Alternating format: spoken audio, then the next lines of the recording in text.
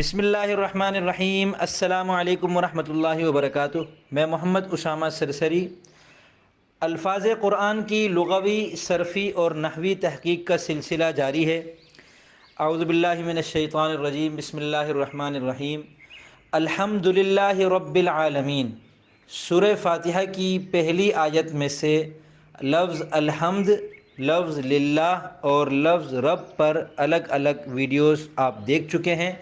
اس video میں العالمین کی لغوی، صرفی اور نحوی تحقیق آپ کے سامنے پیش کروں گا۔ العالمین عالم کی جمع ہے۔ عالم کہتے ہیں دنیا کو، کائنات کو۔ یہ علم سے ہے اور فاعل کے وزن پر جو عربی میں لفظ آتا ہے وہ کسی چیز کے آلے کے لیے آتا ہے۔ جیسے مہر لگانے کے آلے کو خاتم کہتے ہیں، اسی طرح علم کا جو آلہ ہو اس کو عالم کہیں گے۔ اور کائنات کو عالم اس لیے کہتے ہیں کہ اس سے اللہ تعالیٰ کی قدرت اور اس کی عظمت کا علم حاصل ہوتا ہے، اور یہ اس کا آلہ ہے ایک طرح سے۔ پھر یہاں پر عالم کی جمع استعمال کی ہے، عالمین، کئی سارے عالم۔ تو اللہ تعالیٰ کے علاوہ جو کچھ ہے وہ تو ایک ہی کائنات ہے، تو اس کے لیے عالم کہنا کافی تھا۔ عالمین جمع اس لیے لائے کہ کائنات کی ہر چیز ایک کائنات ہے اپنے اندر۔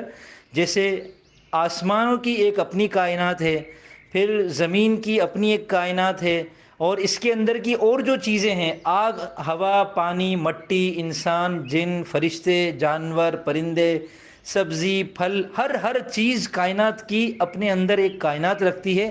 اس وجہ سے العالمین جمع کا صیغہ استعمال کیا۔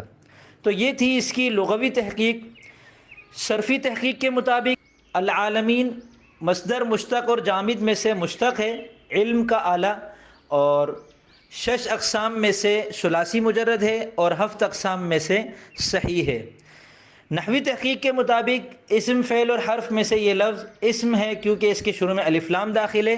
پھر اسم کی جو تقسیمات ہیں ان میں سے معرفہ نکرہ میں سے یہ معرفہ ہے کیونکہ اس پر الف لام ہے، معرف باللام ہے۔ مذکر مؤنث میں سے یہ مذکر ہے۔ واحد تثنیہ اور جمع میں سے یہ جمع ہے۔ پھر جمع کی 2 تقسیمیں ہیں، جمع مکسر، جمع سالم کے اعتبار سے یہ جمع سالم ہے کیونکہ جمع سالم وہ جمع ہوتی ہے جس میں واحد کا وزن نہ ٹوٹے، تو عالم ٹوٹے بغیر عالمین ہو گیا، یہ جمع مذکر سالم ہے۔ اور جمع قلت اور جمع کثرت میں سے یہ جمع کثرت ہے کیونکہ جمع قلت کے 6 اوزان میں سے ایک میں سے بھی یہ نہیں ہے۔ جمع قلت کے 6 اوزان میں سے جمع مذکر سالم بھی ہے لیکن بغیر الف لام کے، یہ چونکہ الف لام کے ساتھ ہے لہذا یہ جمع کثرت ہے۔ اور یہاں جمع کثرت ہی مراد ہو سکتی تھی کیونکہ یہاں تمام کائنات مراد ہیں جو کہ 10 سے بہت زیادہ ہیں، اور اللہ تعالیٰ کو معلوم ہے کہ وہ کتنی ہیں۔